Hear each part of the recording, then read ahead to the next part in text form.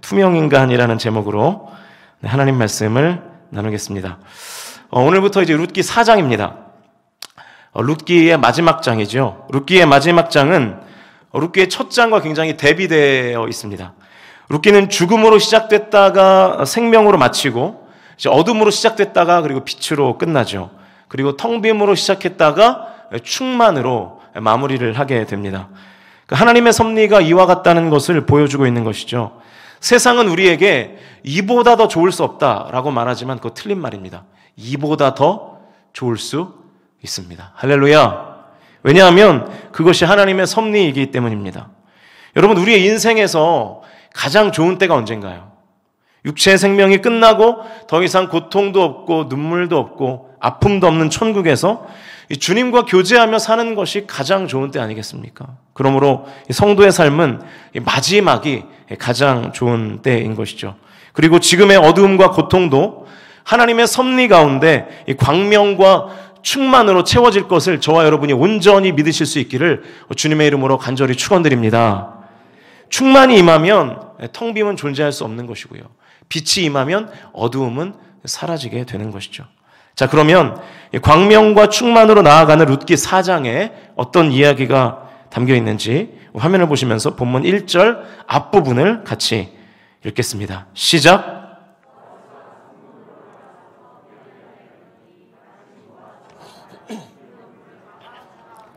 네, 지난주에 살펴봤듯이 보아스가 룻에게 내가 너를 반드시 책임지겠다 이렇게 약속을 했죠.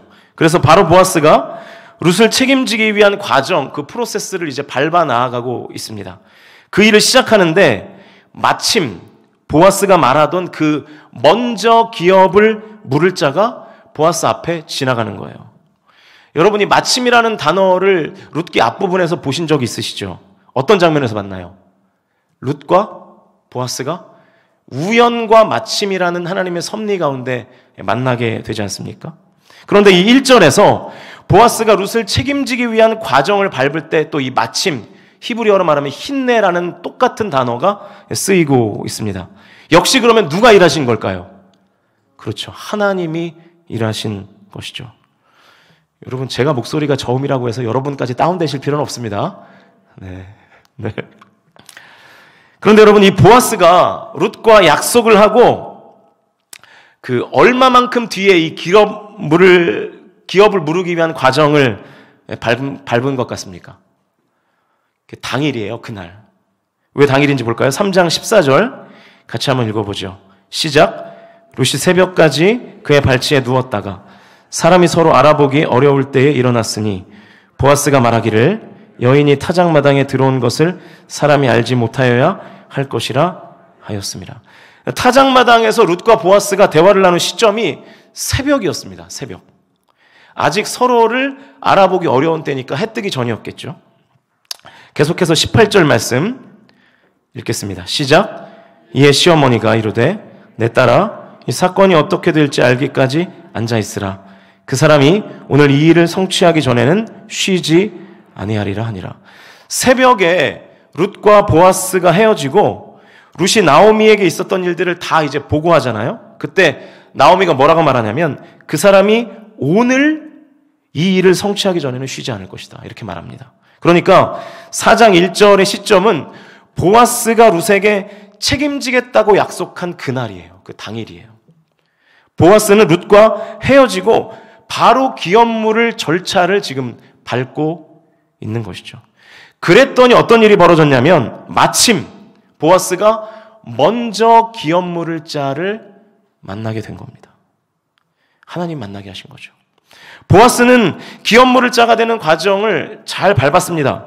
미루지 않았어요. 그랬더니 하나님께서 마침 먼저 기업물을 자를 만나게 하시는 섭리를 허락하신 것입니다. 사랑하는 성도 여러분, 결단한 것을, 약속한 것을 미루시지 않기를 주님의 이름으로 간절히 축원드립니다. 미루는 성도에게 하나님의 섭리는 있을 수 없는 것이죠. 하나님의 일하심과 기적은 곧바로 실행하는 성도, 곧바로 하나님의 뜻을 실행하는 성도에게 하나님의 섭리가 찾아오는 줄로 믿습니다.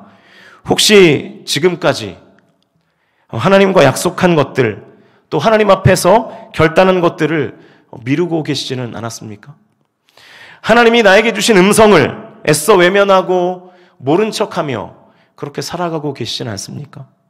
하나님이 나에게 맡겨주신 일인데, 하나님이 나에게 맡겨주신 사명인데 이런저런 핑계를 대면서 우리가 그 사명을 미루고 있는 것은 아닌가? 여러분, 더 이상은 미루지 마십시오. 더 이상은 미루지 말고 지금 바로 실행하십시오. 그 과정 가운데 하나님의 마침의 섭리가 임하게 될 줄로 믿습니다. 여러분, 20년 전에 하나님께서 나에게 주신 약속이 기억나세요? 10년 전에 기도 가운데 하나님께서 나에게 주신 사명이 기억나십니까? 그 약속과 그 사명이 지금 어디에 있나요? 그때부터 지금까지 미루고 있었다면 지금이라도 그 하나님께서 나에게 명령하신 것, 하나님께서 나에게 주신 것을 지금이라도 실행하실 때 저와 여러분에게 마침이라는 은혜가 찾아오게 하셔서 저와 여러분의 삶을 충만하게 하실 줄로 믿으시는 저와 여러분이 되실 수 있기를 주님의 이름으로 축복합니다. 그래야 내 삶에 하나님의 섭리가 임하여 충만해지는 것입니다. 이 충만이라는 결과는 하나님이 주시지만 이 충만으로 나아가는 그 과정은 오롯이 내가 해야 되는 것이거든요. 저와 여러분이 이 충만을 향해서 가는 그 과정을 더 이상 미루지 말고 지금 실행하실 수 있기를 주님의 이름으로 간절히 축원드립니다. 우리 계속해서 2절 말씀 같이 읽겠습니다. 2절 시작.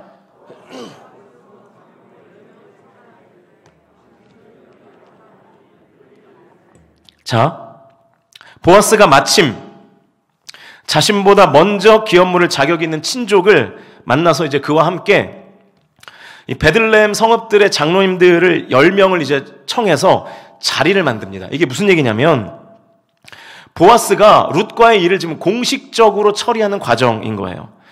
성읍의 장로들이 하는 일이 그런 거였거든요. 마을의 중요한 일을 결정하고 공식적인 재판을 하는 사람들이에요. 그래서 보아스가 먼저 이 기업물을 자격 있는 친족들을 앉혀놓고 모든 일을 공적이고 그리고 공개적으로 처리하고 있는 것입니다. 그런데 상황이 이상하게 돌아갑니다. 3절과 4절인데요. 같이 읽어보시죠. 시작.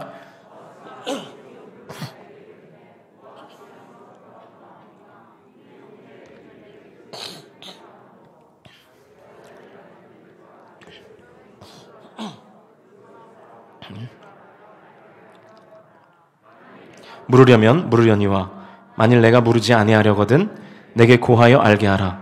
내 다음은 나요 그 외에는 물을 자가 없느니라 하니 그가 이르되 내가 물으리라 하는지라.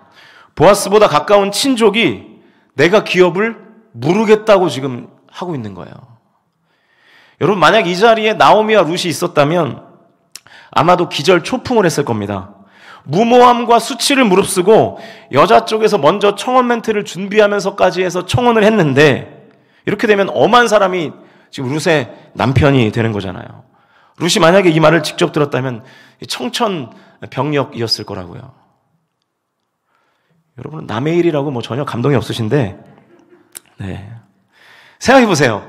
내가 청혼한 사람이나 나와 결혼 약속한 사람이 아니라 전혀 다른 남자가 나랑 결혼을 하게 된 거예요. 차라리 지금보다 그게 낫겠다 이렇게 생각하실지는 모르겠는데, 네.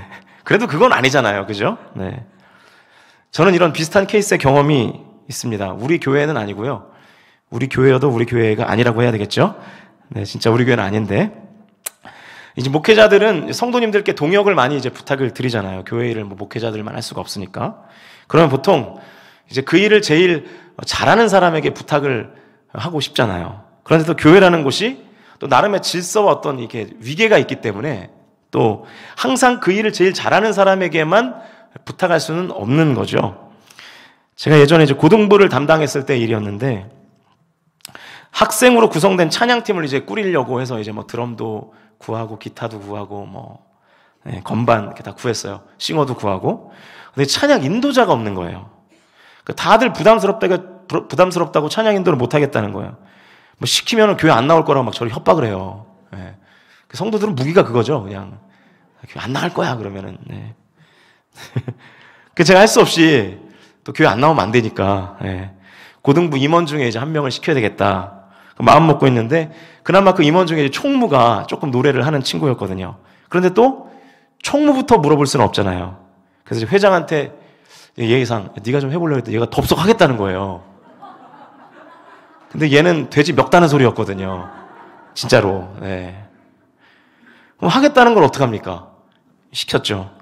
한 주 찬양 인도하는 것을 이렇게 앞에서 이제 앉아서 듣는데 막 진짜 막 교회를 막 사임하고 싶더라고요. 막 그 정도로 막 너무 이제 듣기가 어려운 거예요.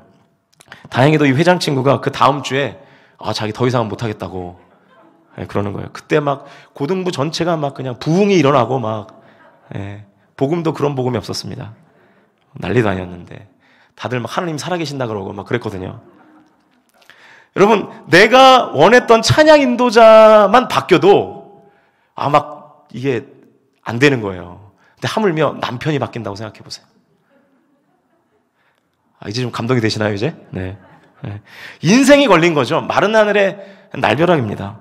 그런데 보아스는 이미 이런 상황이 펼쳐질 것이라고 예상을 했던 것 같아요. 그래서 당황하지 않습니다. 당황하지 않고 이 기업을 물은다는 것이 무슨 의미인지를 이 친족에게 보다 자세히 설명합니다. 5절 말씀인데요. 공동 번역으로 화면을 보시면서 같이 읽겠습니다. 시작.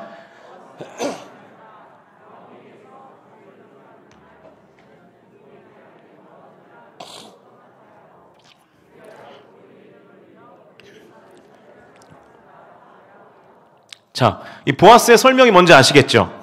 나오미에게 엘리멜렉의 소유지를 산다는 것은 이방 여인 룻과 결혼을 해야 된다는 뜻이고, 결혼을 해서 자녀를 낳으면 엘리멜렉 가문의 자녀로 줘야 되고, 그 자식에게 당신이 값을 주고 산 그 땅까지 상속을 해줘야 된다, 그 얘기입니다.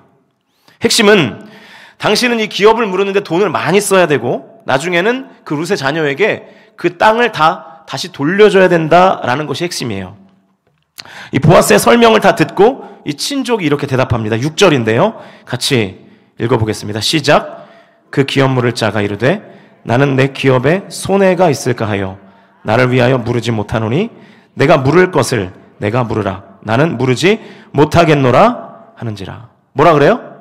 기업을 못 물으겠다. 네. 그런데 그 이유가 뭡니까? 내가 손해가 될까 봐. 나에게 손해가 될까 봐.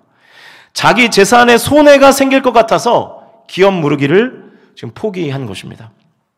이 친족이 처음에 기업 무르기를 한 이유를 알 수 있는 대목이죠. 그러니까 땅을 살 수 있으니까 좋아했던 거예요. 내 땅을 가져갈 수 있으니까. 그 땅을 사고 나오미만 죽으면 대대손손 그 땅이 나의 땅이 될 것이라고 생각했던 거예요. 그런데 왜냐하면 나오미는 이제 자식을 낳을 수가 없으니까요. 아주 좋은 투자처라고 생각을 한 거죠. 합법적으로 자기의 땅을 넓힐 수 있는 좋은 기회로 생각한 거예요. 그런데 룻이 복병으로 나타난 거죠. 이 친족이 룻의 존재를 몰랐던 것 같습니다. 그런데 보아스의 설명을 들으니까 이 룻이라는 젊은 과부가 있고 이 여자랑 결혼을 해야 되고 이 과부를 통해서 자식을 낳아서 엘리멜렉 가문에 줘야 되고 또 재산까지 상속을 해줘야 되는 거예요. 그러니까 먼저 기업 물을 자격이 있었던 이 친족은 손해보기가 싫었던 겁니다. 그래서 기업 무르기를 철회한 거예요. 그러니까 기업 무르는 일을 친족을 돕기 위한 어떤 제도로 보지 않고 마치 기업을 운영하는 일처럼 생각을 했던 것이죠. 그래서 뭘 하고 있느냐면 손익계산을 하고 있습니다. 손익계산. 이익인가? 손해인가? 이거를 계산하고 있는 거죠. 이 고엘, 기업 무르는 자는 이 궁율에서 나오는 헌신이며 희생이라는 것을 이 친족은 전혀 몰랐던 것입니다. 그리고 알았어도 그 기업을 무르고 싶지 않은 것이죠. 그리고 더 황당한 것은 창피하지도 않아요. 아주 당당합니다. 7절과 8절 우리 같이 읽겠습니다. 시작.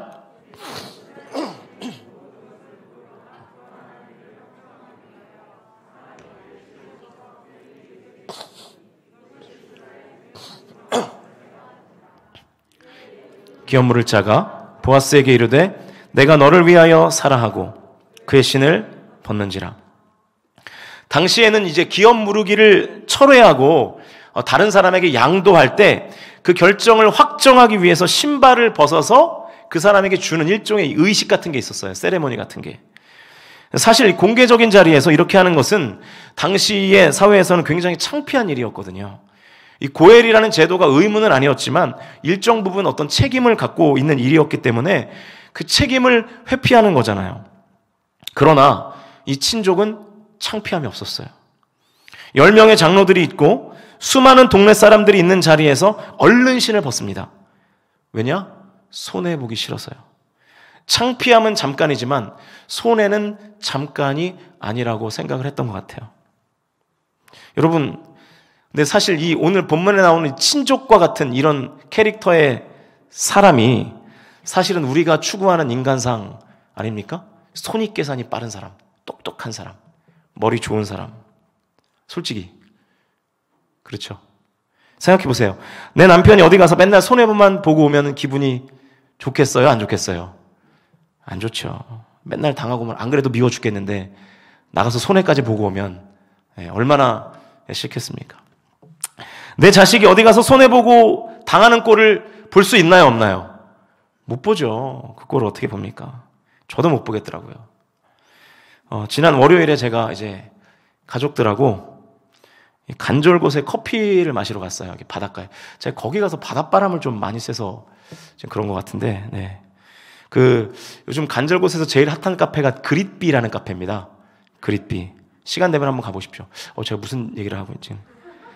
제가 드림 카페 사장님인데, 제가 다른 카페를 지금 홍보를 하고 있네요. 네. 네. 성도님들, 우리 교회 카페 이용 좀 많이 해주십시오. 네. 우리 현지가 지금 애가 타고 있어요. 네, 매출이 안 늘어가지고. 네. 게다가 지금 맞은편에 지금 이디야가 들어와가지고, 이디야가 들어왔거든요. 인테리어를 굉장히 잘 해놨다고. 어제 부목사님 그러더라고요.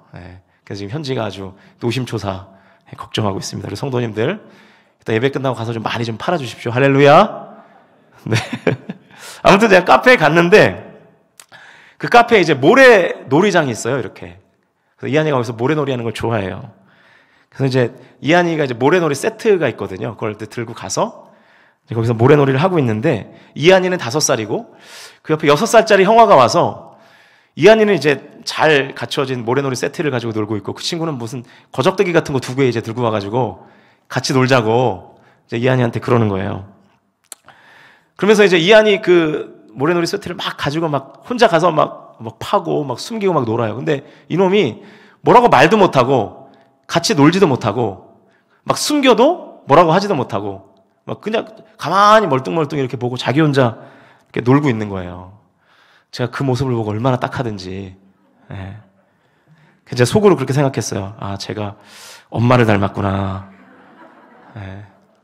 아빠를 닮았으면 삽으로 모래를 떠서 던졌을 텐데 엄마를 닮아서 제가 저렇게 착하구나 이런 생각을 했는데요. 굉장히 크게 웃으시네요. 좀 기분이 안 좋네요. 네. 아무튼 그러니까 이게 뭔가 감사하면서도 좀 짠하고 이렇게 달래도 될 텐데 같이 놀아도 될 텐데 이런 생각을 하는 거죠. 여러분 그런데요. 우리는 그게 인지상정인데 하나님은 아니신 것 같아요.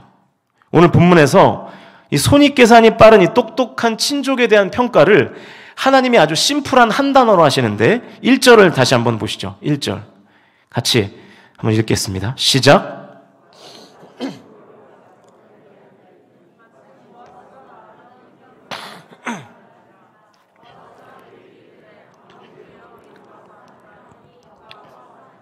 자, 보아스가 그 친족을 부르는데 뭐라고 부릅니까? 아무개라고 불러요. 아무개. 왜 이렇게 불렀을까요? 이 친족의 이름을 몰라서요? 아니면 이 사람의 이름이 아무개였을까요? 그렇지 않죠. 룻기는 중요한 모든 인물의 이름을 다 나열합니다. 엘리멜렉, 나오미, 룻, 보아스, 심지어 나오미의 또 다른 며느리였던 아주 룻기에 잠깐 나오는 오르바까지 이름을 다 언급을 해요. 오르바는 사실 룻기의 스토리상 전혀 중요한 인물이 아니었음에도 불구하고 이름이 나오거든요. 그런데 엘리멜렉의 친족이고 보아스보다 먼저 기업물을 자격이 있는 고엘의 이름이 지금 아무개로 표기가 되어 있는 거예요. 이게 무슨 의미일까요, 여러분? 하나님이 이 사람을 아무개로 본다는 거예요. 하나님에게 있어서 이 친족은 오르바보다도 중요한 사람이 아닌 거예요. 나오미에게도 별로 중요하지 않은 사람이었던 것 같아요. 그리고 보아스에게도 중요한 사람이 아니었던 것 같아요. 여러분, 보아스가 알았겠죠. 이미 이 친족이 어떠한 결정을 내릴지를 잘 아니까 룻과 그런 약속을 한 거 아니겠어요? 나보다 먼저 기업 물을 자가 있는데 내가 네 약속 반드시 지킬게. 내가 너랑 결혼할게. 이렇게 약속할 수 있었던 이유는 이 친족의 캐릭터를, 다시 말하면 손익계산에 빠른 사람이라는 것을 이 보아스가 잘 알고 있었던 것이죠. 나오미에게도 보아스에게도 이 친족은 그냥 아무개였습니다. 제가 이 아무개라는 단어를 사전에서 찾아보니까 이렇게 되어 있어요. 잘 모르는 사람이나 부르기 싫은 사람을 칭하는 표현. 엘리멜렉 가문에 있어서 이 친족은 잘 모르는 사람일 수는 없습니다. 부르기 싫은 사람이었던 것 같아요. 그러니까 아무개라고 부른 거죠. 더 중요한 것은 하나님도 이 친족의 이름을 부르기 싫어했다는 거예요. 하나님이 친족의 이름을 모를 리는 없잖아요. 이사야 49장 1절 말씀을 보시면 이런 내용들이 있습니다. 같이 화면을 보시면서 읽겠습니다. 시작. 섬들아 내게 들으라. 먼 곳 백성들아 귀를 기울이라. 여호와께서 태에서부터 나를 부르셨고 내 어머니의 복중에서부터 내 이름을, 자, 아직 태어나지 않은 아기의 이름을 하나님이 어떻게 하신다고요? 기억하신다는 거예요. 그런데 왜 이 친족의 이름을 모르겠습니까? 베들레헴에서 유력한 자로 사는 이 친족의 이름을 하나님이 왜 모르시겠어요? 몰라서 아무개라고 부르신 것이 아니라 싫어서 아무개라고 부르신 것입니다. 하나님은 손익계산이 빠른 똑똑한 친족을 없는 사람으로 여기고 계시는 거예요. 하나님 앞에서 손익계산이 빠른 사람을 마치 투명인간 취급하고 계신 것입니다. 오히려 하나님은 하나님 앞에서 미련한 성도를 찾으시고 미련한 성도들을 대접하시죠. 그래서 고린도 전서 1장 27절 앞부분을 보시면 이렇게 되어 있습니다. 우리 같이 화면을 보시면서 읽겠습니다. 시작.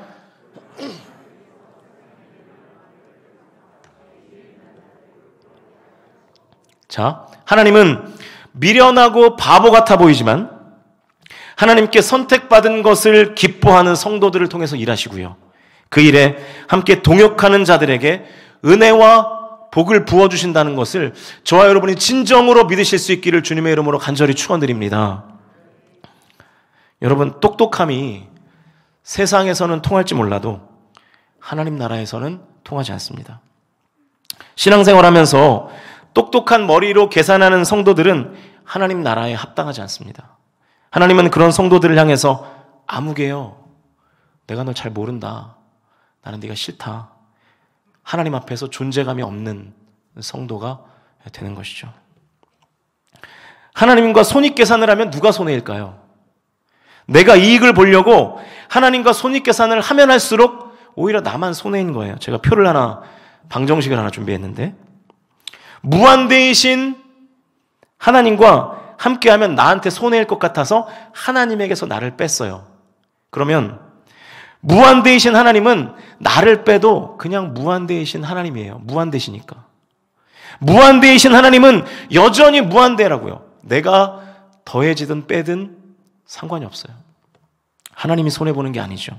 무한대이신 하나님에게서 자신을 뺐기 때문에 무한대이신 하나님께로부터 빠진 내가 하나님의 무한대의 능력을 누리지 못하게 되는 것이죠. 내가 손해예요, 내가. 나만 손해인 거예요. 반대로 무한대이신 하나님께 나를 더했어요. 그러면 어떻게 됩니까?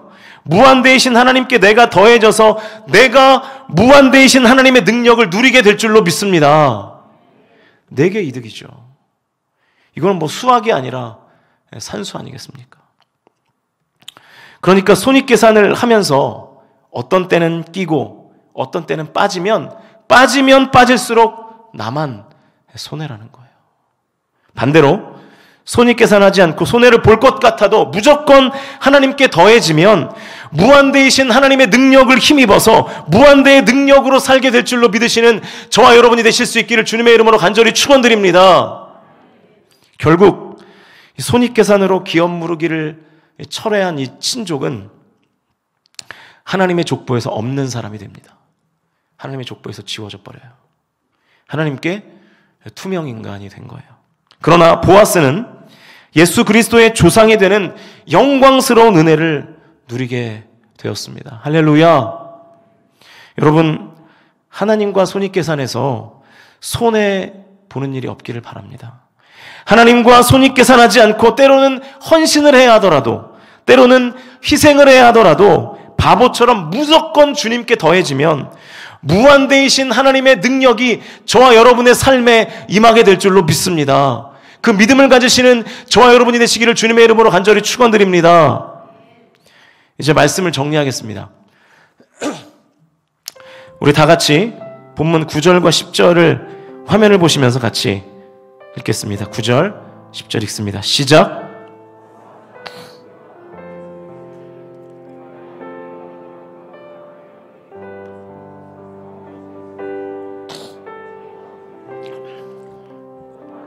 아내 모압 여인 룻을 사서 나의 아내로 맞이하고 그 죽은 자의 기업을 그의 이름으로 세워 그의 이름이 그의 형제 중과 그곳 성문에서 끊어지지 아니하게 하매 너희가 오늘 증인이 되었느니라 하니. 여러분, 이게 무슨 내용인 것 같으세요?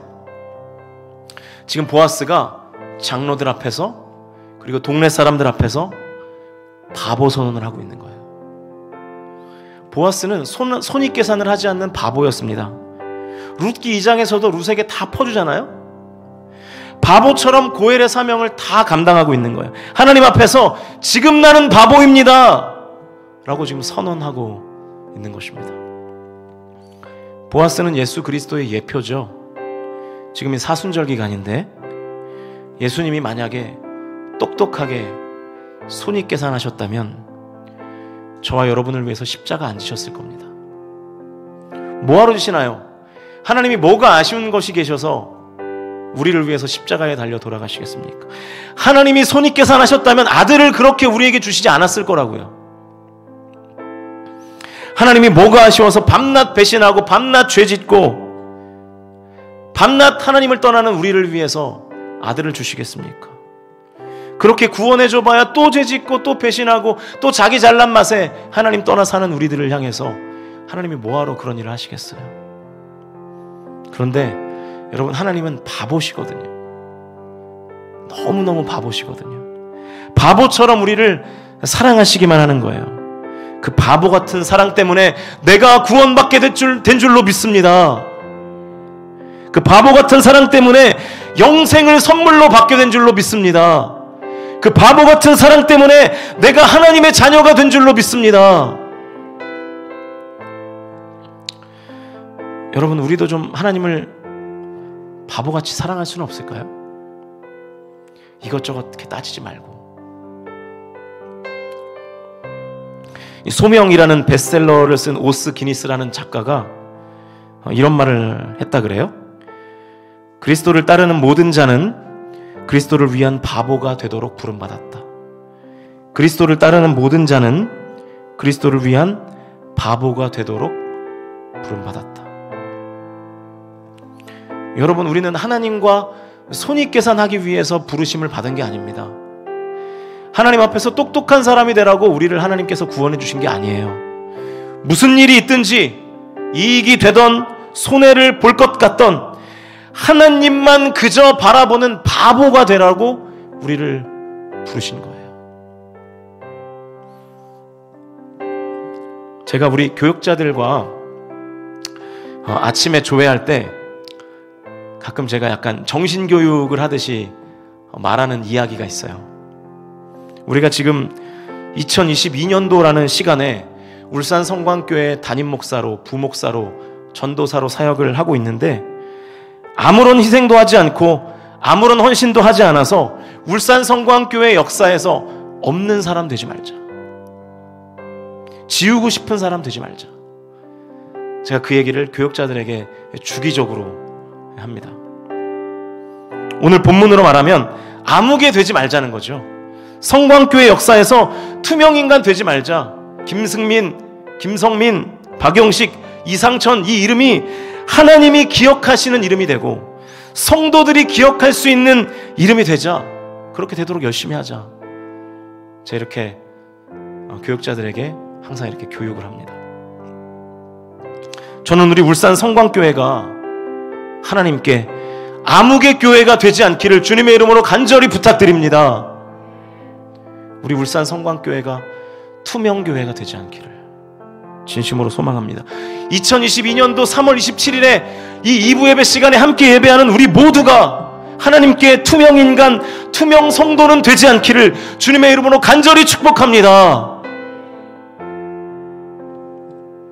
하나님 앞에서 손이 깨사나요 우리 시무장로님들이 하나님께 암흑개가 되지 않기를, 우리 제1권사회 회원들과 임원들이 하나님께 암흑개가 되지 않기를, 제2권사회 회원들과 임원들이 하나님께 암흑개가 되지 않기를, 안수 집사님들이 하나님께 암흑개가 되지 않기를, 집사님들과 모든 청년들과 교회 학교의 모든 선생님들이 하나님께 암흑개가 되지 않기를, 청소년과 어린이부와 유치부 아이들이 하나님께 암흑개가 되지 않기를 진심으로 축복합니다. 하나님 앞에서 손이 깨산하지 않는 성도들, 하나님 앞에서 기꺼이 기쁨으로 헌신하는 성도들이 모여있는 교회가 우리 울산 성광교회가 돼요. 우리 성광교회가 암흑의 교회가 아니라 투명교회가 아니라 이름 그대로 거룩한 빛을 발하는 성광교회가 될 수 있기를 주님의 이름으로 간절히 축복합니다. 하나님께 더해지는 게 이익일까? 지금은 하나님으로부터 멀어지는 게 이익일까? 이거를 저울질하는 투명성도 되지 마십시오. 늘 무한대이신 하나님께 더해지기를 사모하시고 더해지기를 실행하심으로 무한대이신 하나님의 능력을 힘입어 사시는 저와 여러분의 삶이 되실 수 있기를 주님의 이름으로 간절히 축복합니다. 우리 성광교회 모든 성도들은 다 바보가 되면 좋겠어요. 그저 하나님만 바라보는 바보. 하나님 바보들이 다 되실 수 있기를 주님의 이름으로 간절히 축원드립니다.